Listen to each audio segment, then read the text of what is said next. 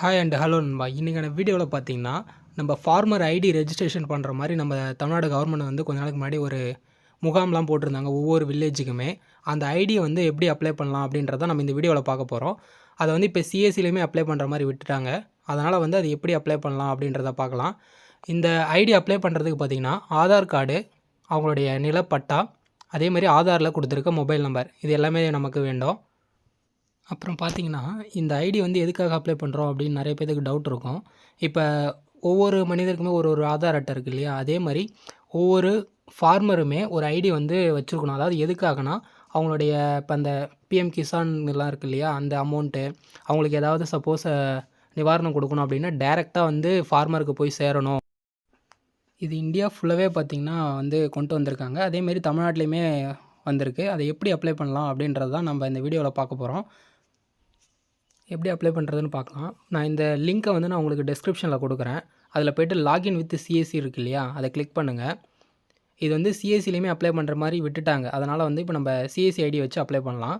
Login with CSC கொடுத்திங்கன்னா உங்களோட user ஐடியும் பாஸ்வேர்டை என்டர் பண்ணிவிட்டு கேப்சா என்டர் பண்ண சொல்லும். கேப்சாவை என்டர் பண்ணி சைன்இன் கொடுத்திங்கன்னா உங்களுடைய சிஎஸ்சி ஐடி லாகின் ஆகிட்டு அதுக்குள்ளார போய்ட்டு நம்ம அப்ளை பண்ணுற மாதிரி வந்துடும்.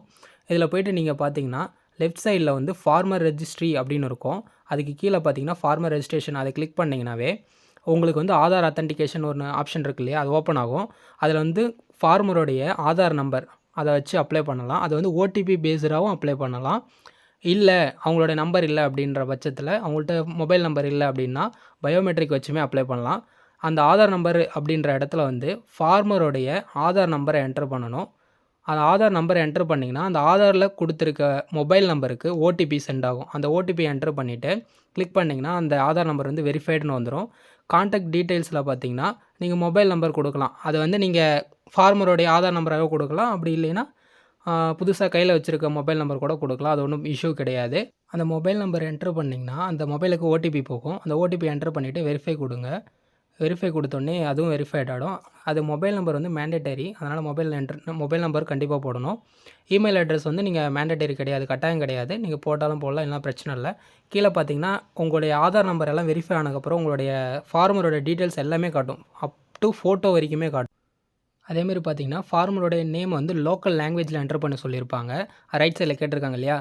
லெஃப்ட் சைடில் வந்து இங்கிலீஷில் இருக்கும். ரைட் சைடில் வந்து பார்த்திங்கன்னா தமிழில் நீங்கள் என்டர் பண்ணுற மாதிரி இருக்கும். கீழே வந்து அவங்களுடைய கேஸ்ட்டை வந்து என்ன ஓபிசியா, பிசியா, எஸ்சியா அப்படின்றத நம்ம என்டர் பண்ணுற மாதிரி அப்படி இருக்கும். ஓகேங்களா? நெக்ஸ்ட் வந்து அவங்களோட ஏஜ் வந்து அவங்களே மென்ஷன் பண்ணிட்டாங்க.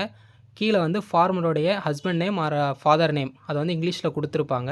அதை நீங்கள் வந்து தமிழில் நம்மளுடைய லோக்கல் லாங்குவேஜில் என்டர் பண்ணுற மாதிரி இருக்கும். கீழே வந்து ஃபோட்டோ வந்து உங்களோட அப்படின்றத வெரிஃபை பண்ணிவிட்டு கீழே வந்தீங்கன்னா அட்ரஸ் கொடுத்துருப்பாங்க. அட்ரஸையுமே லோக்கல் லாங்குவேஜில் என்டர் பண்ணணும், டைப் பண்ணணும். ஓகேங்களா? அதை என்டர் பண்ணி முடிச்சதுக்கப்புறம் கீழே அப்படியே வந்தீங்கன்னா லேண்டு ஓனர்ஷிப் டீட்டெயில் அப்படின்னு இருக்கு இல்லையா? அதில் வந்து ஓனர் அப்படின்றத நீங்கள் கொடுக்கணும். இது வந்து நீங்கள் உங்களுடைய ஓன் லேண்டாக இருந்தால் மட்டும்தான் இதை வந்து நீங்கள் அப்ளை பண்ணணும். ஓகேங்களா? ஓனருக்கான அந்த இது மட்டும்தான் ஆப்ஷன் மட்டும்தான் இப்போதைக்கு கொடுத்துருக்காங்க. அதை கொடுத்துட்டு அப்படியே கீழே வந்தீங்கன்னா லேண்ட் டீட்டெயில்ஸ் அப்படின்னு இருக்கு இல்லையா? அந்த லேண்ட் டீட்டெயில்ஸில் ஃபெச் லேண்ட் டீட்டெயில்ஸ் அப்படின்னு கொடுங்க. அதில் உங்களுடைய டிஸ்ட்ரிக்ஸை செலக்ட் பண்ணுங்கள். நெக்ஸ்ட்டு பார்த்தீங்கன்னா உங்களுடைய தாலுக், ஃபஸ்ட்டு டிஸ்ட்ரிக்கு, நெக்ஸ்ட்டு தாலுக்கை செலக்ட் பண்ணிக்கோங்க. நெக்ஸ்ட்டு உங்களுடைய வில்லேஜ், உங்கள் வில்லேஜ்லேயே வந்து 2, 3 கொடுத்துருப்பாங்க. இப்போ ஒரு சில ஏரியாவுக்குலாம் வந்து உங்களுடைய பட்டா நம்பர் வந்து வேறு, இப்போ நார்த்து, சவுத்து அந்த மாதிரி இருக்கும். உங்கள் பட்டாலே கொடுத்துருப்பாங்க பாருங்கள். இப்போ ஒரு ஏரியா இருக்குன்னா அந்த ஏரியாவுக்கு நார்த்து, சவுத் அப்படின்னு கொடுத்துருப்பாங்க. அதில் வந்து உங்களுடைய survey number, subdivision number enter பண்ணிங்கன்னா அங்கே my name is not there in the list அப்படின்னு காமிக்குது இல்லையா? அது எதனாலனா அந்த நார்த்து, சவுத்து அப்படின்றத நீங்கள் கரெக்டாக பார்த்து என்டர் பண்ணணும். அப்படின்னா தான் அது வந்து உங்களோட லேண்டோடைய டீட்டெயில்ஸ் வந்து ஆட்டோமேட்டிக்காகவே ஃபெச் ஆகிடும். உங்களுக்கு எத்தனை இயர்ஸ் இருக்குது எல்லாமே காட்டும். கீழே அப்படியே சோஷியல் ரெஜிஸ்ட்ரியில் வந்து ரேஷன் கார்டை வந்து நம்பரு அதெல்லாம் என்டர் பண்ண சொல்லியிருப்பாங்க. அது வந்து உங்களுக்கு கட்டாயம் கிடையாது. அதேமாதிரி டிபார்ட்மெண்ட் அப்ரூவல் வந்து ரெவன்யூ டிபார்ட்மெண்ட்டை கிளிக் பண்ணிக்கோங்க. கீழே கிளிக்கில் இருக்கான்னு பார்த்துக்கிட்டு டெக்லர்டு வந்து டிக் பண்ணிவிட்டு அங்கே கீழே சேவ் கொடுங்க. சேவ் கொடுத்ததுக்கப்புறம் அந்த உங்களுடைய ஃபார்ம் வந்து சேவ் ஆகிடும். நெக்ஸ்ட்டு சப்மிட் கொடுத்திங்கன்னா உங்களுடைய அக்னாலஜ்மெண்ட் ஃபார்ம் வந்து டவுன்லோட் கேட்கும். பிடிஎஃபாக டவுன்லோட் பண்ணி வச்சுக்கோங்க. கொடுக்கப்பட்ட மொபைல் நம்பருக்கு வந்து உங்களுடைய என்ரோல்மெண்ட் ஐடி வந்து மெசேஜாக போயிடும். ஓகேங்களா? அந்த என்ரோல்மெண்ட் ஐடியை வச்சு நீங்கள் வந்து திரும்ப செக் பண்ணுற மாதிரி இருக்கும். ஓகேங்களா? அந்த லேண்ட் டீட்டெயில்ஸ் வந்து எல்லாமே தெளிவாக அதில் வந்துடும். இது வந்து நான் ஒரு ஃபார்மாலிட்டி அப்படின்றதுனால உங்களுக்கு அதில் காட்டலை. மேலே வந்து பார்த்தீங்கன்னா, லெஃப்ட் சைடில ரிப்போர்ட்ஸ்ன்னு இருக்கும். அத கிளிக் பண்ணிங்கன்னா, நீங்க இதுக்கு முன்னாடி அப்ளை பண்ண ஸ்டேட்டஸ் எல்லாமே இருக்கும். அதில போயிட்டு நீங்க செக் பண்ணிக்கலாம். உங்களுடைய இத வந்து ரெவென்யூ டிபார்ட்மெண்ட் வந்து அப்ரூவ் குடுத்துட்டாங்களா அப்படின்றத. அவ்வளோதான் நண்பா. இந்த வீடியோ புடிச்சிருந்தா மறக்காம சப்ஸ்கிரைப் பண்ணிட்டு பாருங்க. அதே மாரி பார்த்தீங்கன்னா நண்பா, இத வந்து ஃபார்மரே அப்ளை பண்ண முடியும் அப்படின்ற மாரி இனிமேல் கொண்டு வரப்போறாங்க. அந்த ஃபார்மரே அப்ளை பண்ணாலும் இதே மாரி ப்ரொசீஜர் தான். சேவ் பண்ணி வச்சுக்கோங்க நண்பா.